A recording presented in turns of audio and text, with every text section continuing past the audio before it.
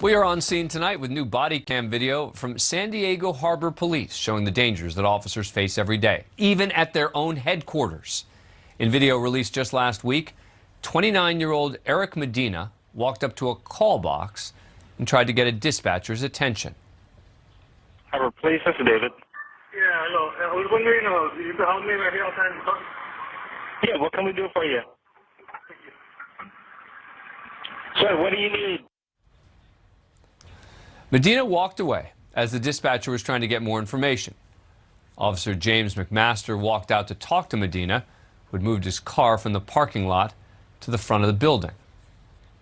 What's going on? Hey, hey!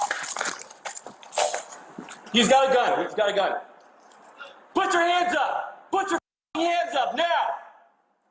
Put your hands up. Drop the gun. Drop the gun now. Drop it on the ground. Drop it on the ground. Shots fired.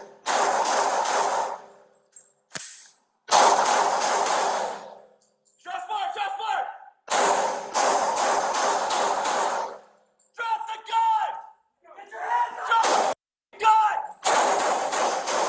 Drop it. Put the gun down. Reload. Drop it. Put the gun down.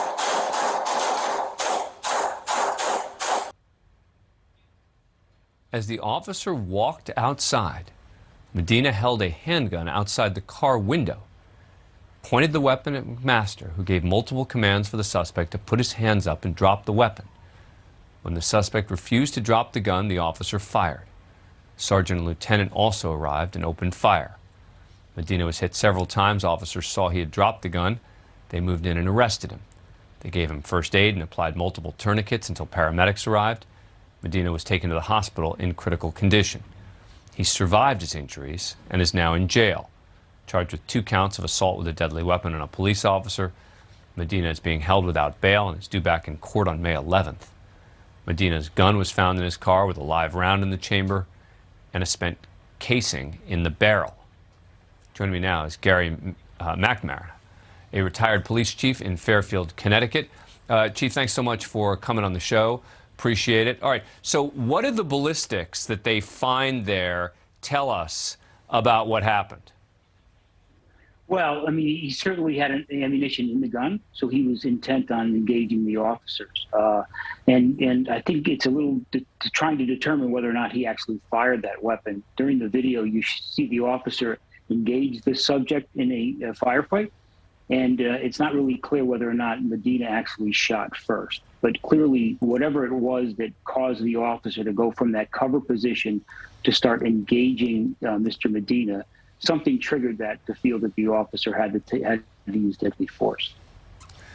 Sadly, this seems like one of these cases where you have someone who wanted to be shot by police. I mean, for him to come to a police station, make that comment into the police department, knowing that they were likely to come out to see what was going on, and then to move his car right in front of the department and pull out a weapon, it's hard to think anything else.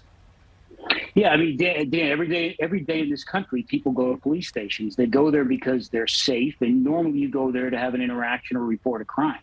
This individual, by his actions, by his mannerisms, by his inconsistency in reporting anything, went there for the specific purpose of engaging the officer in some sort of activity. Now, he didn't fire at the officer when he had an opportunity to shoot the officer.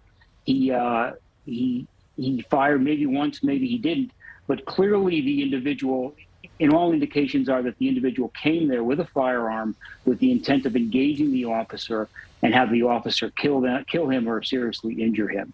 If he had an intent to kill the officer, the minute the officer came out in a friendly manner, going to engage him and you came to the police department, what can I help you with? He would have at that moment taken a shot and injured the officer.